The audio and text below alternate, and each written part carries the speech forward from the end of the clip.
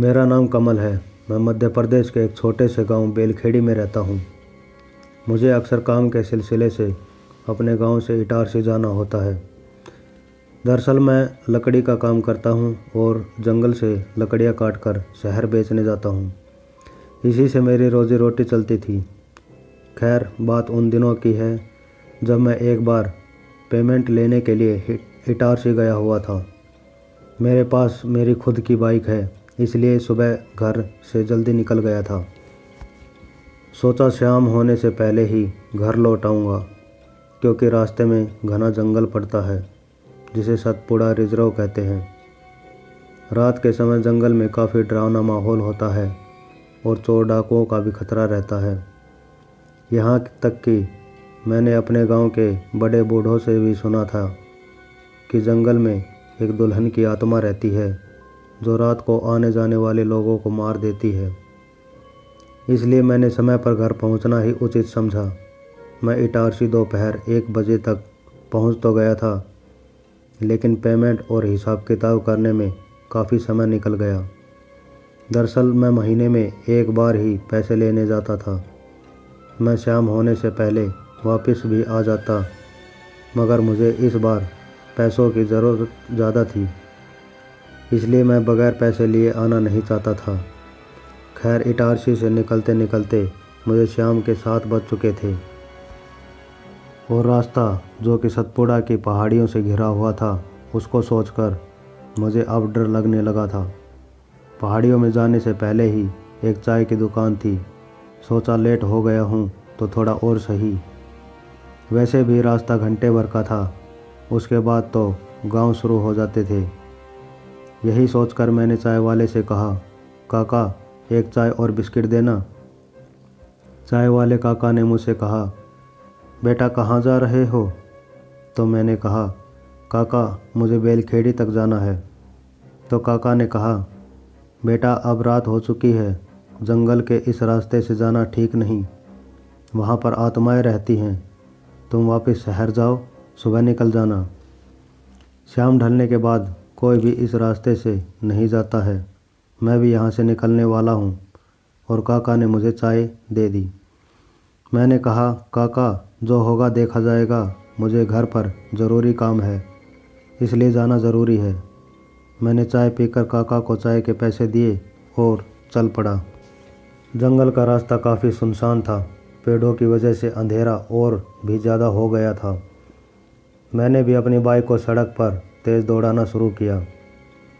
लगभग 5-6 किलोमीटर ही आया था कि बाइक अचानक से बंद पड़ गई। बाइक स्टार्ट करने का मैंने काफ़ी प्रयास किया, लेकिन बाइक थी कि स्टार्ट होने का नाम ही नहीं ले रही थी। अब इस सुनसान रास्ते पर कोई दिखाई भी नहीं दे रहा था जिससे मैं मदद मांग सकूं। काफ़ी प्रयास के बाद जब बाइक स्टार्ट नहीं हुई तो मैं बाइक का हैंडल पकड़कर पैदल पैदल ही आगे बढ़ने लगा। पैदल चलते चलते मैं लगभग बीच जंगल पहुंच गया था। मैं काफ़ी थक गया था, इसलिए थोड़ी देर बाइक का स्टैंड लगाकर आराम करने लग गया। मैं अपनी बाइक पर बैठा ही था। मैंने अपना मोबाइल निकाला और समय देखा तो रात के करीब 11:30 बज चुके थे। फिर मुझे उस चाय वाले काका की बात याद आई, तो मैं फिर से बाइक को लेकर चलने लगा। मैं बस थोड़ी दूर चला ही था कि मुझे कुछ अजीब सी आवाज़ सुनाई दी। एक तो सुनसान और डरावना रास्ता, ऊपर से यह अजीब सी आवाज़। मेरे पसीने छूटने लगे, लेकिन पसीने होने के बावजूद मुझे ठंड का एहसास हो रहा था। शरीर में एक कपकपी सी होने लगी थी।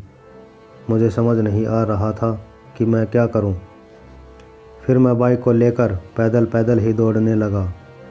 अचानक से रास्ते में पत्थर पर पैर लगने के कारण मैं सड़क पर गिर पड़ा और मेरा पैर बाइक के नीचे दबने के कारण पैर में काफ़ी चोट भी लग गई थी। मेरे मुंह से अचानक से चीख निकल पड़ी और मैं भगवान को याद करने लगा। तभी मुझे किसी का हाथ मेरी ओर आते हुए दिखाई दिया। उसे देखकर लग रहा था मानो वह मुझे उठाने की कोशिश कर रहा हो। मैं यह देखकर काफ़ी डर गया, क्योंकि मुझे सिर्फ हाथ ही दिखाई दिया था। हाथ के अलावा उसके शरीर का कोई भी हिस्सा मुझे दिखाई नहीं दे रहा था। फिर दर्द से चिल्लाते हुए मैं हिम्मत करके खुद ही उठ गया और लंगड़ाते हुए बाइक को छोड़कर आगे बढ़ने लगा। तभी मेरे पैर सड़क पर अचानक से रुक गए, क्योंकि बहुत ही तेज़ी से एक हवा का झोंका मेरे चारों तरफ घूमने लगा। यह देखकर मेरी सांस ही अटक गई। मैं बिल्कुल डर चुका था। मेरे गले से आवाज़ निकल नहीं पा रही थी। फिर भी मैंने भगवान का नाम लेकर ज़ोर से कहा, कौन हो तुम और क्या चाहते हो? तभी हवा के झोंके से एक आवाज़ आई। वह आवाज़ एक लड़की की थी। उसने कहा, मेरा नाम सरिता है और मैं यहीं रहती हूँ। काफ़ी दिनों से मुझे कोई नौजवान नहीं मिला है। आज तुम्हें देखा तो मेरा दिल तुम्हारे ऊपर आ गया है। आज की रात तुम्हें मेरे साथ बितानी होगी। मैंने कहा, मैं अपने घर जाना चाहता हूँ, मुझे छोड़ दो और जाने दो। फिर उस आत्मा ने कहा, तुम्हें मेरे साथ सहवास करना होगा, तभी मैं तुम्हें जाने दूंगी, नहीं तो तुम यहाँ से ज़िंदा नहीं जा पाओगे। फिर मैंने उससे फिर से कहा, मुझे जाने दो, मैंने तुम्हारा क्या बिगाड़ा है? और मैं रोने लगा।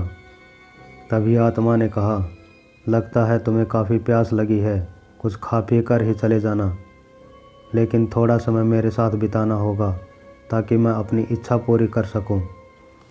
तभी मैंने कहा, मुझे कुछ नहीं खाना, मैं बस यहाँ से जाना चाहता हूँ। उस आत्मा ने मुझे ज़ोर का धक्का दिया और चिल्लाकर कहा, मैंने कहा ना कि तुम यहाँ से नहीं जा सकते। जब तक तुम मुझे संतुष्ट ना कर दो तब तक मैं तुम्हें यहाँ से नहीं जाने दूँगी, चाहे फिर थोड़ा सा पानी ही क्यों ना पी लो। मैंने डरते डरते हुए कहा, ठीक है, मुझे थोड़ा पानी ही दे दो। इतना कहते ही उसने कहा, अपना हाथ बढ़ाओ। मैंने जैसे ही अपना हाथ आगे बढ़ाया तो हाथों में अचानक से एक प्याला आ गया, और जैसे ही मैंने उस प्याले में देखा तो उसमें पानी नहीं, खून था। यह देखकर वह प्याला मेरे हाथ से छूटकर नीचे गिर गया। मैंने डरते हुए उससे कहा, इसमें तो खून है। तो उस आत्मा ने कहा, हाँ, इसमें खून ही है और मैं खून ही पीती हूँ, इसलिए अब मैं तुम्हारा खून भी पीऊँगी। यह सुनकर मैं पूरी तरह से घबरा गया और लड़खड़ाते हुए वहाँ से फिर से भागना शुरू किया। लेकिन कुछ देर दौड़ने के बाद आश्चर्य से इधर उधर देखा तो पाया कि जहाँ से मैंने दौड़ना शुरू किया था, मैं अब दोबारा वहीं आ गया था। मुझे कुछ समझ में नहीं आ रहा था और वह औरत अब भी मेरे सामने खड़ी हुई थी। मैं फिर से हाथ जोड़कर उस औरत से कहने लगा कि मुझे यहाँ से जाने दो, लेकिन वह अब भी मानने को तैयार नहीं थी। फिर अचानक से ऐसा लगा जैसे कोई मेरे शरीर के अंदर घुस गया है और मैं अपने आप ही हवा में उठकर बार बार ज़मीन पर गिर रहा हूँ। 2-4 बार ऐसे गिरने के बाद मैं बेहोश हो गया। जब मेरी आँख खुली तो देखा कि मेरे चारों तरफ मेरे घर वाले खड़े हैं। मैं उन सब को देखकर एक बार फिर से चौंक गया और सोचने लगा कि आखिर मेरे साथ यह क्या हो रहा है। फिर मैंने अपने घर वालों से पूछा कि मैं यहाँ कैसे पहुँचा। तो घर वालों ने बताया कि तुम जब रात भर नहीं लौटे तो हम लोग सुबह तुम्हें ढूंढने के लिए शहर जा रहे थे कि तुम रास्ते में हमें बेहोश मिले और हम तुम्हें वहाँ से लेकर घर आ गए। जब मैंने घर वालों से जिक्र किया कि मुझे रात को जंगल में एक आत्मा दिखाई दी थी, उसी ने मेरा यह हाल किया है, तो घर वालों ने भगवान को धन्यवाद किया कि मेरी जान बच गई। लेकिन मुझे आज तक यह पता नहीं चल पाया कि वो किसकी आत्मा थी और वह मुझे क्यों मारना चाहती थी। जब भी मैं उस रात की बात को याद करता हूँ तो मेरा शरीर डर के मारे ठंडा पड़ जाता है। तो दोस्तों, यह थी आज की कहानी। अगर आपको कहानी अच्छी लगी हो तो इस वीडियो को लाइक करें, और अगर आप आगे भी ऐसी ही डरावनी और रहस्यमयी कहानियाँ सुनना चाहते हैं तो हमारे चैनल को सब्सक्राइब करें। मिलते हैं अगली कहानी में, तब तक